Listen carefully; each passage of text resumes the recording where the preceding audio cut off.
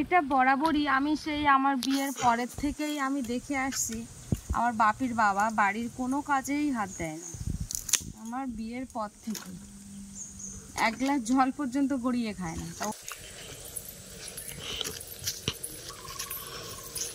নমস্কার বন্ধুরা, আমি প্রিয়া সুন্দরবন কুকিংয়ে সবাইকে জানাই অনেক অনেক স্বাগত।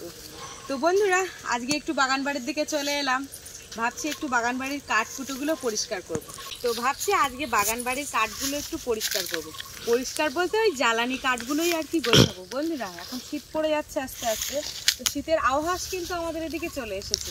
তাই ভাবছি একটু জ্বালানিগুলো গোছাই। চারিদিকে তো এলোমেলোভাবে কাঠ কুটো পড়ে রয়েছে, জ্বালানিগুলো এখন গুছিয়ে রাখলে ওই সময়ের দিকে কিন্তু জাল দেওয়া যায়। আর এমনি বাঁশ গাছটা দেখো, এই যে বাঁশ গাছের গোড়ায় এসছি, এখানটায় দেখো বাঁশ গাছের যে এই যে একটা যখন বাঁশকোড়ল ওঠে তখন কিন্তু এই ছালগুলো কিন্তু ঠিক মানে এর গায়ে লেগে থাকে, এগুলো খোলক টাইপের। এগুলো জাল দিলে কিন্তু বিরাট জ্বলে, কিন্তু এগুলো আর জ্বালানো হবে না। কারণ হচ্ছে এগুলো জ্বালালে মানে আগুন দেওয়ার সঙ্গে সঙ্গে ইয়ে হয়ে যায়। তো তাই এগুলো বাঁশ গাছগুলো বাবা এখানে এসে গ্যাস লাইট ঠুকে দিয়ে একদম বাঁশ গাছের গোড়াটাকে পুড়িয়ে পরিষ্কার করে দেয়। তো বন্ধুরা, আজকে কিছু গল্প করব তোমাদের সাথে, আর তার সাথে সাথে কিন্তু কাঠকুটোগুলোও জ্বালানিগুলোও রেডি করব। তো চলো সম্পূর্ণ পর্বটা তোমরা দেখতে থাকো, আশা করছি ভালো লাগবে। আর যারা এখন আমাদের চ্যানেলটিকে সাবস্ক্রাইব করোনি, জলদি জলদি চ্যানেলটিকে সাবস্ক্রাইব করে সবার সঙ্গে থেকো। কাঠকুটো চারিদিকে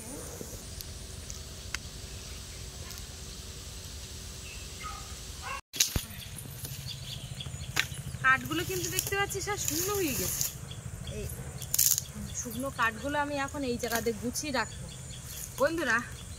আর বাপির এই বলছিলাম যে একটা কোদাল নিয়ে আসবো, কারণ এই যে জেসিবি দিয়ে কিন্তু মাটি দিয়েছে এইগুলো, তো এইখানটায় একটু পরিষ্কার করে প্লেন করে দেবো ওই জায়গাটা।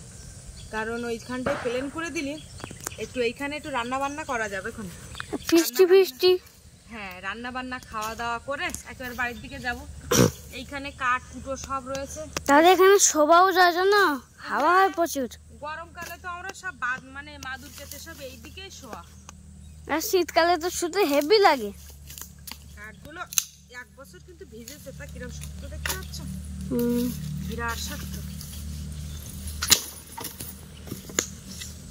জ্বালানিগুলো তাহলে এখন ভালো করে শুকনো করে নি।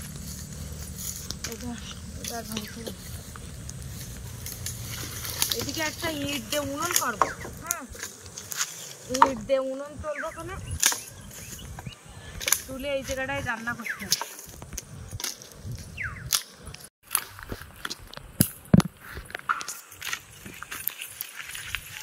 এই কাঠগুলো আমি এখন এইখানে রেখে দেবো।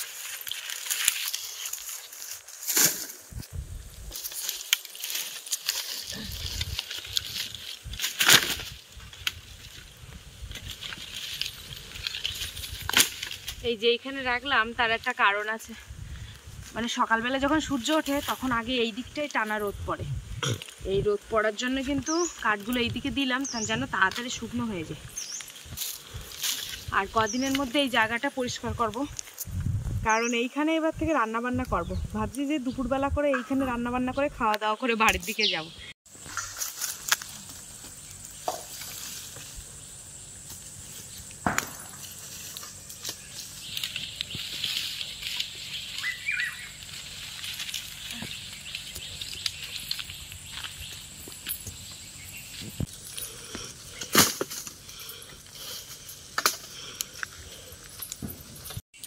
ওই ধারের কাঠগুলো সব গোছানো হয়ে গেছে, এবার এই ধারে চলে আসে।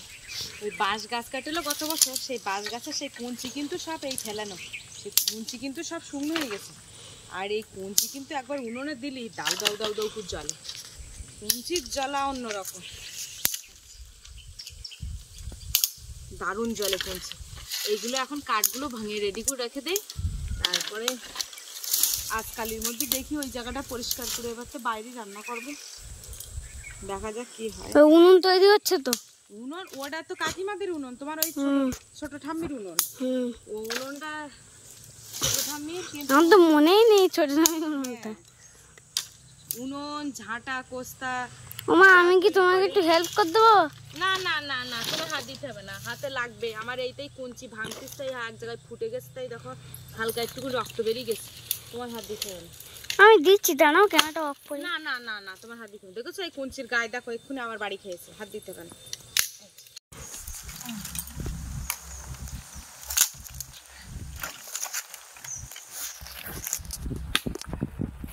এই গাড়টা আবার ভস্কা মতো হয়ে গেছে, ভুস করে ভেঙে গেছে। তো বন্ধুরা, তোমরা অনেকেই আবার কমেন্টে বলো যে দিদিভাই বাড়ির সব কাজ কি তোমারই করতে হয়, আর কি কেউ করে না, বা দাদা ভাই কোথায় থাকে, দাদা ভাইকে তো ক্যামেরার মাঝখানে দেখি না। তো বন্ধুরা, একটা কথা যেটা না বললে নয়, এটা বরাবরই আমি সেই আমার বিয়ের পরের থেকেই আমি দেখে আসছি, আমার বাপির বাবা বাড়ির কোনো কাজেই হাত দেয় না। আমার বিয়ের পর থেকে এক গ্লাস জল পর্যন্ত গড়িয়ে খায় না। তা ও যখন অনেক রাত করে বাড়ি আসে, ও ভাত বেড়ে খায়। ও আমাকে বলেই না যে প্রিয়া ভাত বেড়ে দাও বা কিছু, ও অনেক রাত্রে করে বাড়ি আসে, তো তখন ও নিজেই ভাত বেড়ে নেয়। আর ও একটু ঘুমটা ওর প্রচুর ঘুমায়। ও সকালে ঘুম থেকে উঠতে পারে না, এত ঘুম ওর। এটা প্রথম থেকেই আমি পরিবর্তন করতে পারিনি। আর বাগানের যাবতীয় কাজকর্ম, যেমন হচ্ছে বাগান কোপানো, সবজি লাগানো, ওগুলো তো ওর বাবা একদমই কোনো কিছুতে হাত দেয় না, এমনকি চেনেই না। একটা দাদাভাই আমাকে কমেন্টে বলেছো যে বাপির বাবার নাম কি বাবু, ওকে বাবু বলে ডাকো। না, বাপির বাবার নাম হচ্ছে সপ্তম রায়, তো ওকে আমি বাবু বলেই ডাকি আর কি। আমি কেন, বাড়ির সবাই ডাকে। তো এই হচ্ছে ব্যাপার। আর আমি সমস্ত কাজকর্মের মধ্যে দিয়েই আমি ভালো আছি। মাঝের মধ্যে একটু রাগ হয়ে যায়, এটা তো হওয়াটাই স্বাভাবিক, তাই না? এই যে যেমন এই গ্যাস খরচা হচ্ছে, এবার বুঝতে পারছি যে শুকনো হয়েছে মানে এবার একটু কাঠে রান্না করলে আমার একটু সেফ হবে, যার জন্য কিন্তু এই যে কাঠগুলো করছি, কাঠ ভাঙছি, কারণ এটা তো আমারই লাগবে। আর প্রথম কথা হচ্ছে, তোমরা আমার বাপির প্রশংসা করো সব সময় যে বাপি খুব ভালো ছেলে, সত্যিও ভালো ছেলে। আমি বলছি, বড় হয়ে কি হবে জানি না, কিন্তু আমার নাগালের মধ্যে যতদিন আছে ততদিন ও সত্যি ভালো, আর ভালো থাকবে, আমার যেটুকানি ধারণা। কারণ ওকে তো আমি কখনোই খারাপ কিছু শেখাই না, ওকে যেটুকানি আমি শেখাই সেটুকানি আমি ভালো কিছু শেখানোর চেষ্টা করি। এই হচ্ছে ব্যাপার। বাড়ির সমস্ত সংসারের সব কাজকর্ম মাঝের মধ্যে পেরে উঠি না একদম। আর বাপের বাড়ি গিয়ে যে বসে থাকি তা কিন্তু না, সেখানে কিন্তু এরকম কাজকর্ম করি, মানে আমাকে বলে না কাজ করতে, আমি ওখানে করি। মানে আমি যেখানে যাই আমি বসে থাকতে পারি না, যেন মনে হয় কিছু করি, মা করছে তাহলে আমি কেন বসে থাকি, এই হচ্ছে ব্যাপার। তো যাই হোক, আমার ওদিকে আবার রান্না বান্না রয়েছে। বাপির ঠাকুর দাদা, মানে দাদা ভাই চিংড়ি মাছ নিয়ে এসেছিলো, ছোট ছোট। মা চিংড়ি মাছগুলো কাটছিল দেখি। এখন ওই চিংড়ি মাছ মা বলছে একটু পুঁই শাক তুলতে বাগান থেকে, দেখি ওই পুঁই শাক দিয়ে চিংড়ি মাছ দিয়ে একটু রান্না করব। তো এখন কাঠগুলো গুছিয়ে রেখে দিই।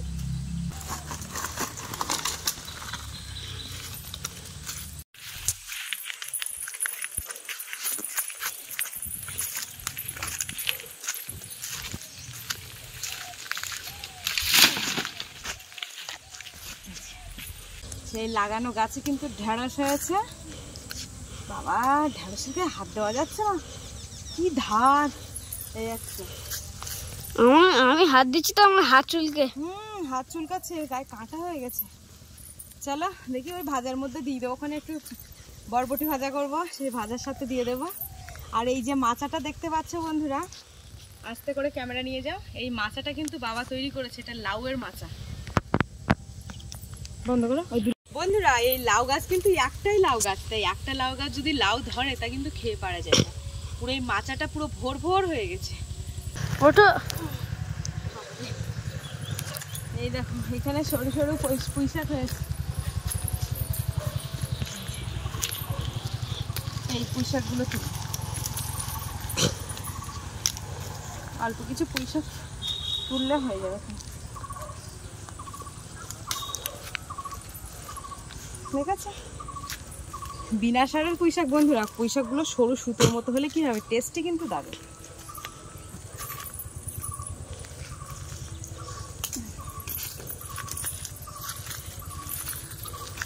একটু চচ্চড়ি মতো করবো, চচ্চড়ি। থাক, আর তুলতে হবে না, আর তুলেছি হয়ে যাবে এখন। চলো বাপে, পুঁই শাকগুলো দেখো একদম সরু সুতোর মতো।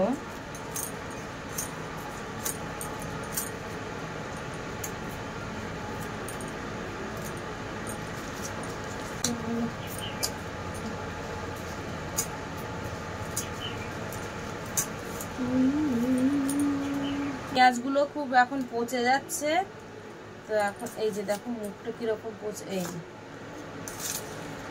ভালো পেঁয়াজ মুখটা কিভাবে পচে যাচ্ছে দেখো। এখান থেকে বাদ দিয়ে নেব, মানে পচা শুরু হয়েছে। এই যে আলু ভাজা কেটেছি সেখানে দিয়ে দেবো, একেবারে ধুয়ে নিয়ে আসবো। আলু আর বরবটি একসাথে ভাজছি। এই যে এগুলো সব এখনো ধোয়া হয়নি, এগুলো সব একসাথে ধুয়ে নিয়ে আসবো।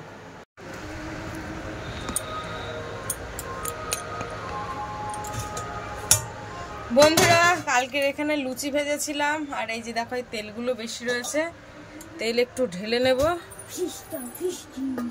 এই যে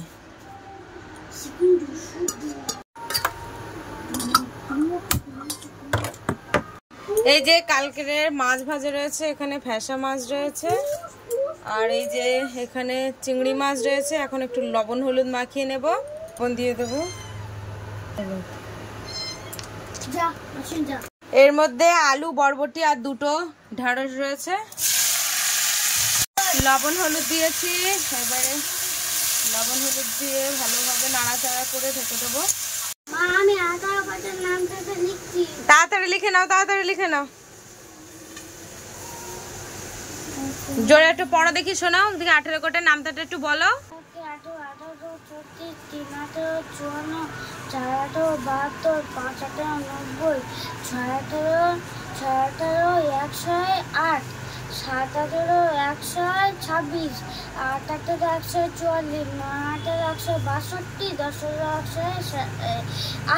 80। বাহ, খুব সুন্দর হয়েছে। তোমার নামটা শুনে সব দেখো ঘুমাচ্ছে, দেখো। নাও নাও শিগগিরি নাও। এই যে দেখো এদিকে আমার ভাজা কিন্তু হচ্ছে, এবার লেখো, দ্রুত লেখো। বন্ধুরা সেই বাপি ছোটবেলার থেকেই কিন্তু আমি এইভাবে ওকে পড়াতে বসাই, আর ওইভাবে ওকে পড়া মুখস্থ করাই। আমি রান্না করি আর ওদিকে ওকে পড়াই। এই হচ্ছে বছরখানেক হচ্ছে আমি গ্যাসে রান্না করছি, মানে টানা গ্যাসে আর ইন্ডাকশানে করছি। তাছাড়া কিন্তু আমি পাতা দিয়ে রান্না করি প্রত্যেক বছর। সে বিয়ে হওয়ার পরের থেকেই পাতা কাঠ এইসবগুলো দিয়েই রান্না করি। তো এই পাতা কাঠে রান্না করলে তখন ওর পড়ানোর আমার ভীষণ অসুবিধা হয়। তখন আর টিউশনি যেত না, এই টিউশনি তো যাচ্ছে, বছর দুয়েক হচ্ছে টিউশনিতে পাঠিয়েছি, কারণ আমারও একটা চাপ থাকে। এই যে ভাজা নামানো হয়ে গেছে, এখন কড়াইতে আমি তেল দিয়ে দেব।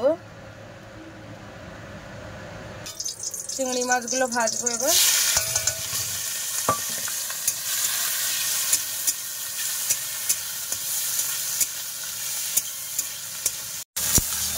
যা ভেজেছি আর ভাজবো না, কারণ চিংড়ি মাছ বেশি ভাজলে তরকারি মজে না। কড়াইতে আবারও তেল দিয়ে দেব। এবারে পেঁয়াজ কুচি দিয়ে দেব। এই যে রসুন থেতো দিয়ে দেব। এই যে পেঁয়াজ আর রসুন কিন্তু ভালো রকম লাল লাল হয়ে গেছে। এবারে এই সব শাক আর আলু দিয়ে দেবো একসাথে। এই যে লবণ হলুদ দিয়েছি, এবারে নাড়াচাড়া করে শাকটা আস্তে আস্তে কিন্তু কমে যাবে, ঢেকে দেবো। বাপি তোমার লেখা কত দূর? লেখা হয়ে গেছে? বাহ, খুব সুন্দর হয়েছে। দেখি কটা খাতা দাও, দেখি কটা অঙ্ক দিয়ে দিই আমি। তো সবার শেষে যেটা ওকে করাই হচ্ছে কিছু যোগ বিয়োগ অঙ্ক দিই, ও অঙ্কগুলো নিজে নিজে করে, আর যেগুলো পারে না সেগুলো আমি করে দিই। এই যে 5 মিনিট পরে চাপাটা খুললাম, তো দেখো 5 মিনিট পরে আস্তে আস্তে শাকগুলো কিন্তু একদম কম হয়ে গেছে।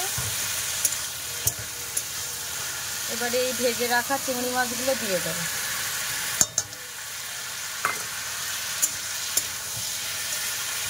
দিয়ে একসাথে কষাই করবো ভালো করে। এই যে তরকারি কিন্তু কষাই হয়ে গেছে, ভালো রকম কষাই করেছি। এবারে জল দেবো একদম অল্প করে। তো ওই যে জল দিয়েছি সিদ্ধ হওয়ার জন্য। এবারে একটু জিরে আর আদা বাটবো, জিরে আদা বাটা দিয়ে একদম রসা রসা করে নামিয়ে নেব। আর এই যে মাছগুলো রয়েছে এই মাছগুলো এবার দিয়ে দেবো। বাপি বলো তো 6 থেকে 2 বাদ দিলে কত থাকে? 5 থেকে 1 বাদ দিলে কত থাকে? 4 থাকে। 10 থেকে 2 বাদ দিলে কত থাকে? 10 থেকে 2। 10টা আমের থেকে 2টো আম বাদ দিলে কটা আম থাকে? বাদ দিলে, ফেলে দিলে, পচে গেলে এগুলো কি করতে হয়? যোগ করতে হয় না বিয়োগ করতে হয়?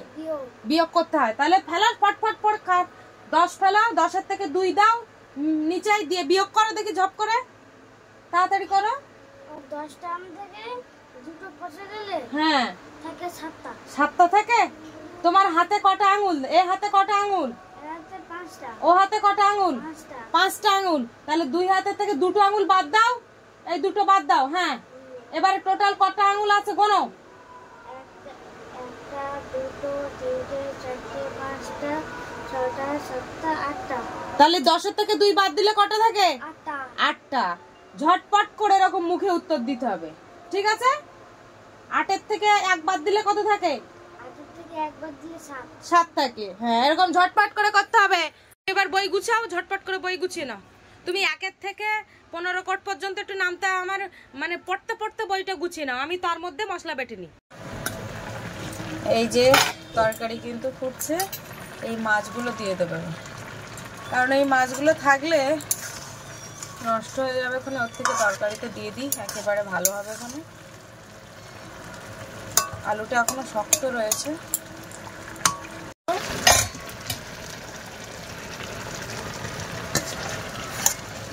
ঝোলগুলো একদমই কিন্তু নেই, রসা রসা করবো যেহেতু।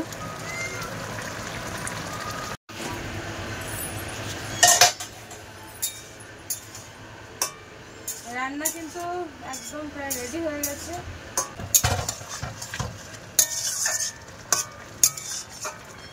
বাপির মাথায় লেগে যাবার মতো। এই যে রান্নাটা এবার নামিয়ে নেবো, হয়ে গেছে। হ্যাঁ, ছোট একটা গামলায় করে ঢালছি তো। আর এই হচ্ছে ভাজা। আগে আমি মাছ মাখিয়ে আমাদের বিড়ালকে খেতে দেব, তারপরে আমরা খেতে বসবো। এই যে ওদের জন্য সেই মাছগুলো, মাগো হাতে কাটা বেঁধে যাচ্ছে তো। মাছগুলো নিয়েছি, এখন ওদের জন্য ভাত মাখিয়ে দেবো এখানে। দাঁড়া, ওরা বুঝতে পেরে গেছে কিন্তু যে আমি ওদের ভাত মাখাচ্ছি। হ্যাঁ, এই দেখো, দাঁড়া দাঁড়া, চারপাশ দিয়ে ঘুরছে। ওরা বুঝে গেছে যে ওদের জন্য ভাত মাখাচ্ছি। এখানকার প্লেটে ওদের 2-3টে থালা রয়েছে, মার ওখানে বাটি রয়েছে ওদের দেওয়ার জন্য। দাঁড়াও দাঁড়াও,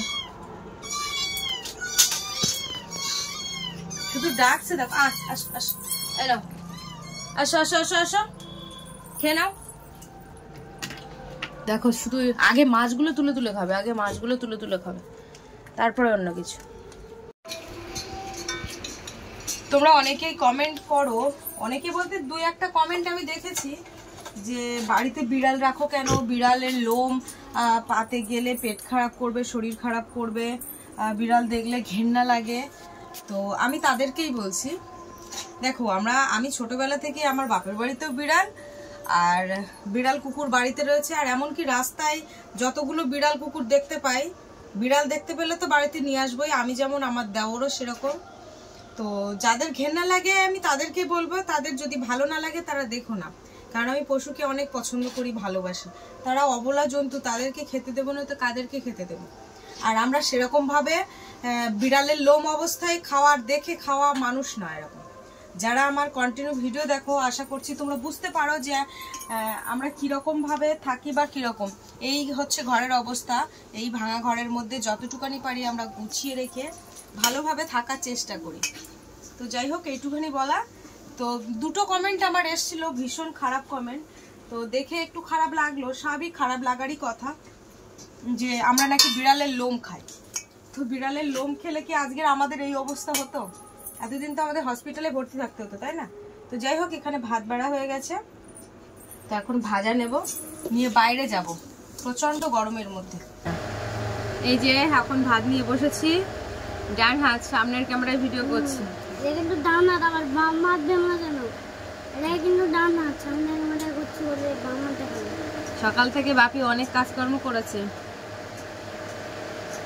লঙ্কা কি ফেলে দেবো? আচ্ছা, ও কাঁচা লঙ্কা ঠিক আছে, ও তরকারিতে লঙ্কা ওগুলো খুব একটা পছন্দ করে না। নাও, দুটো ঢ্যাঁড়স ছিল, ঢ্যাঁড়স দিয়ে দিয়েছি।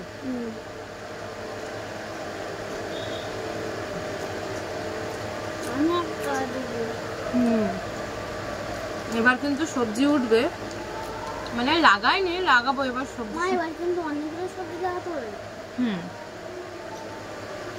তোমার দাদা ভাই লাগানো হয়ে গেছে কিছু?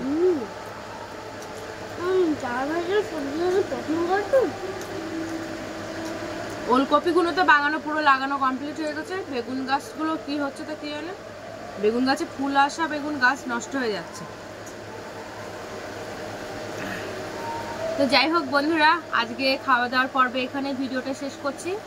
আজকে ভিডিওটা তোমাদের কেমন লাগলো কমেন্টের মাধ্যমে জানাবে, আর ভালো লাগলে লাইক কমেন্ট শেয়ার করবে। আর চ্যানেলে নতুন হয়ে থাকলে অবশ্যই চ্যানেলটিকে সবাই সাবস্ক্রাইব করে সঙ্গে থাকবে। আজকে ভিডিওটা এই পর্যন্ত, দেখা হচ্ছে পরের ভিডিওতে। আর এতক্ষণে আমাদের সঙ্গে থাকার জন্য অনেক অনেক ধন্যবাদ। সবাই ভালো থাকবে, সুস্থ থাকবে, আর আমাদের ভিডিও দেখতে থাকবে।